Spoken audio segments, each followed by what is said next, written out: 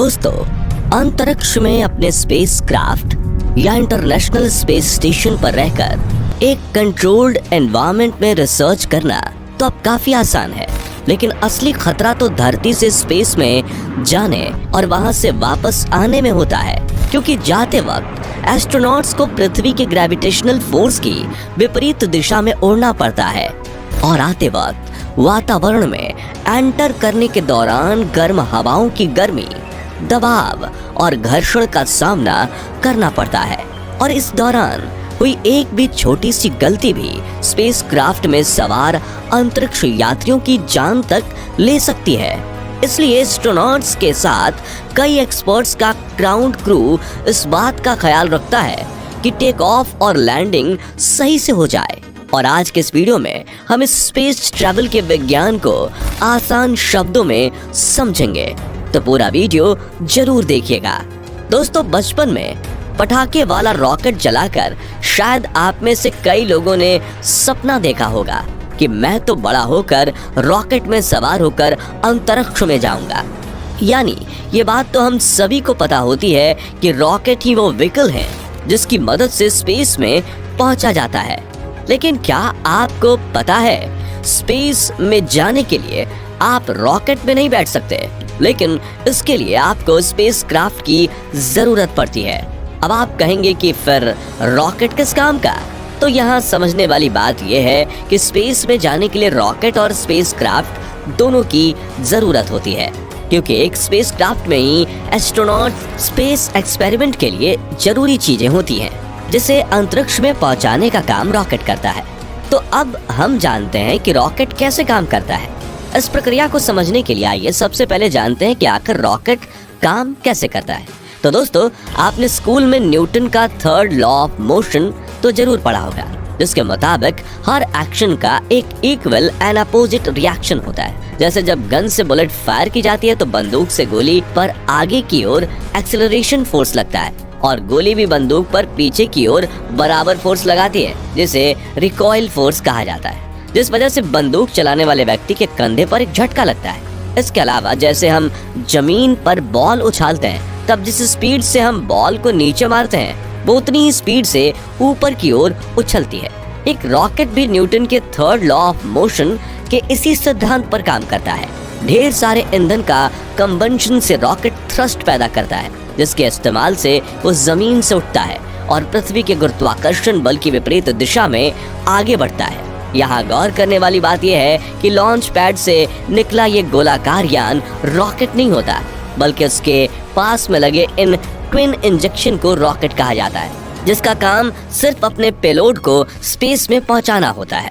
इस पेलोड में स्पेसक्राफ्ट में बैठे एस्ट्रोनॉट्स, सैटेलाइट या फिर साइंटिफिक इक्विपमेंट्स होते हैं। दुनिया में मौजूद हर इंजन की तरह रॉकेट को भी काम करने के लिए ईंधन की जरूरत होती है। जब ये ईंधन जलता है तब उसमें से गर्म गैस निकलती है। अपनी सीधी बनावट की वजह से रॉकेट इंजन इन गैसों को नीचे की ओर छोड़ता है, जिससे एक धक्का यानी थ्रस्ट पैदा होता है और रॉकेट हवा में उड़ने लगता है। अब आप सोच रहे होंगे कि यह धक्का कितना पावरफुल होता है, तो बता दें कि स्पेसक्राफ्ट के पास लगे ट्विन सॉलिड रॉकेट साथ मिलकर करीब 5.3 मिलियन पाउंड्स थ्रस्ट पैदा करते हैं, जो 44 मिलियन हॉर्स पावर जितना होता है। इतने पावर को उत्पन्न करने के लिए एक साथ 14,706 एक्सल डीजल लोकोमोटिव इंजन या फिर करीब 4 लाख कार्स की जरूरत पड़ेगी। साथियों, एक रॉकेट और एरोप्लेन के इंजन में सबसे बड़ा फर्क ये होता है कि एरोप्लेन को अपने फ्यूल को जलाने के लिए हवा में मौजूद ऑक्सीजन की जरूरत होती है, वहीं दूसरी तरफ ये रॉकेट को स्पेस में उड़ना होता है, इसलिए ये ईंधन को जलाने के लिए जरूरी ऑक्सीडाइजर्स अपने साथ लेकर उड़ता है, ताकि इसके इंजन को बाहर से ऑक्सीजन लेने की जरूरत ना पड़े। एक रॉकेट के इंजन में मुख्यतः 2 प्रकार के ईंधन का प्रयोग किया जाता है, liquid fuelled and solid fuelled. इस फ्यूल को ले जाने के लिए स्पेसक्राफ्ट और रॉकेट इंजन के साथ एक एक्सटर्नल फ्यूल टैंक जुड़ा होता है और स्पेसक्राफ्ट को पृथ्वी के वातावरण से बाहर स्पेस में सही जगह पर पहुंचाने के बाद रॉकेट स्पेसक्राफ्ट से अलग हो जाते हैं और यहाँ से स्पेसक्राफ्ट अपने आगे की जर्नी पर निकल जाता है। शायद इस एक्सप्लेनेशन से आप रॉकेट के काम करने की प्रक्रिया के बारे में तो समझ चुके होंगे। चलिए बढ़ते हैं स्पेसक्राफ्ट की तरफ। साथियों, एक स्पेसक्राफ्ट एरोप्लेन की तरह ही होता है। जिसमें एस्ट्रोनॉट्स के रहने, खाने पीने और सोने के लिए जरूरी सभी फैसिलिटीज उपलब्ध होती हैं। एक हवाई जहाज की कॉकपिट की तरह ही स्पेसक्राफ्ट के आगे के हिस्से में इसका पूरा कंट्रोल सिस्टम लगा रहता है, जिसमें बैठकर पायलट एस्ट्रोनॉट स्पेसक्राफ्ट को कंट्रोल कर सकते हैं। साथियों, जैसा कि हमने आपको बताया कि रॉकेट स्पेसक्राफ्ट को अंतरिक्ष में पहुंचाकर उससे अलग हो जाता है। इसके बाद पायलट एस्ट्रोनॉट्स के हाथ में अपने स्पेसक्राफ्ट का कंट्रोल आता है और वो स्पेसक्राफ्ट उड़ाकर क्रू मेंबर्स को अंतरिक्ष में जरूरी जगह पर ले जाते हैं, क्योंकि इससे पहले तो ग्राउंड पर बैठी नेविगेशन टीम ही इस लॉन्च को कंट्रोल कर रही होती है। इस स्पेसक्राफ्ट में एडवांस टेक्नोलॉजी की मशीन्स लगी होती हैं, जिसका इस्तेमाल करके एस्ट्रोनॉट्स अंतरिक्ष में एक्सपेरिमेंट करते हैं। इस स्पेसक्राफ्ट और रॉकेट के लॉन्च के लिए तीसरी जो जरूरी चीज होती है वो है लॉन्च पैड। आप भी जानते हैं कि इतनी ज्यादा हीट छोड़ने वाले रॉकेट को बिल्डिंग की छत से तो उड़ाएंगे नहीं, इसलिए स्पेशली लॉन्च पर्पस के लिए डिजाइन किया जाता है लॉन्च पैड। साथियों, लॉन्च पैड वो प्लेटफॉर्म होता है जिसकी मदद से स्पेसक्राफ्ट को आसमान की तरफ एक स्ट्रेट लाइन में प्रोजेक्ट किया जाता है। अब पेलोड जितना ज्यादा होता है, लॉन्च के स्टेजेस उतने ही ज्यादा होते हैं। इस लॉन्च पैड पर रॉकेट और स्पेसक्राफ्ट के सेटअप होने के बाद इसे नेविगेशन टीम स्पेस सेंटर में बैठकर आसानी से कंट्रोल कर सकती है। ठीक वैसे ही जैसे आपने मूवीज में कैमरे में बैठे वैज्ञानिक को लॉन्च के वक्त 5, 4, 3, 2, 1 लॉन्च कहते हुए सुना होगा। दोस्तों, अभी उतनी टेक्नोलॉजी डेवलप नहीं कर पाई कि एस्ट्रोनॉट पृथ्वी से ज्यादा दूर जा पाए, इसलिए वो पृथ्वी के आसपास या अंतरिक्ष में अपने एक्सपेरिमेंट्स परफॉर्म करते हैं। और कई बार एस्ट्रोनॉट्स के स्पेस शटल सीधा इंटरनेशनल स्पेस स्टेशन पर जाकर लैंड करते हैं, जहां पर उनके रहने, खाने पीने और सोने से लेकर एक्सपेरिमेंट के लिए मॉडर्न इक्विपमेंट्स सब कुछ मौजूद होता है। अब इस इतने बड़े स्पेस स्टेशन को बनाया कैसे गया, उसके बारे में फिर कभी बात करेंगे। फिलहाल बात करते हैं कि अंतरिक्ष में अपने टास्क पूरे करने के बाद ये एस्ट्रोनॉट्स फिर से धरती पर लौटते कैसे हैं।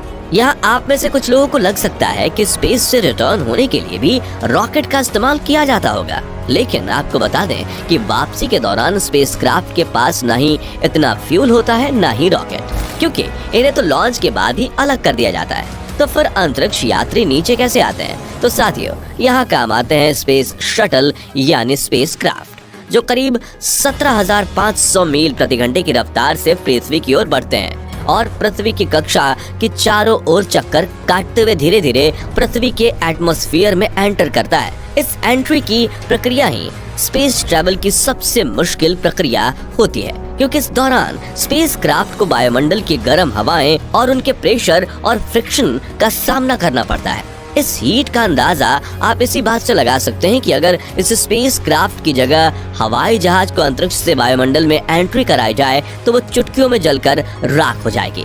इसी हीट से बचने के लिए स्पेसक्राफ्ट की ऊपरी और निचली सतह के साथ पंखों पर भी एक खास तरह की हीट रेजिस्टेंस कोटिंग लगाई जाती है।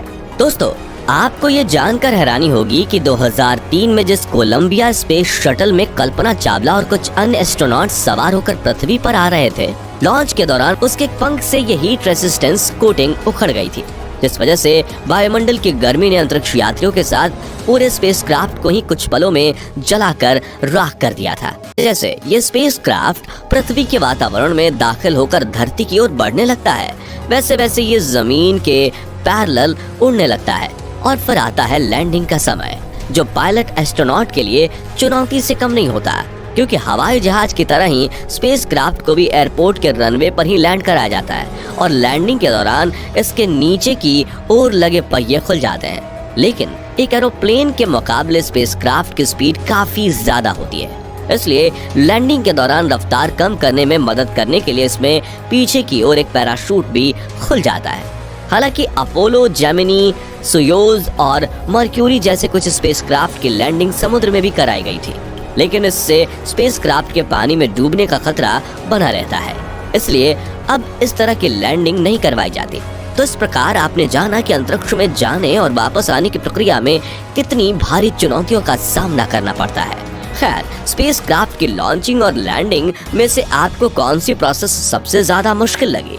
कमेंट करके जरूर बताइए। तो फ्रेंड्स, आज के वीडियो के लिए बस इतना ही। अगर आपको ये वीडियो पसंद आया हो तो इसे लाइक और शेयर करें। ऐसे ही इंपॉर्टेंट और नॉलेज वाले वीडियोस के लिए इस चैनल को सब्सक्राइब और फेसबुक पेज को फॉलो जरूर करें। धन्यवाद।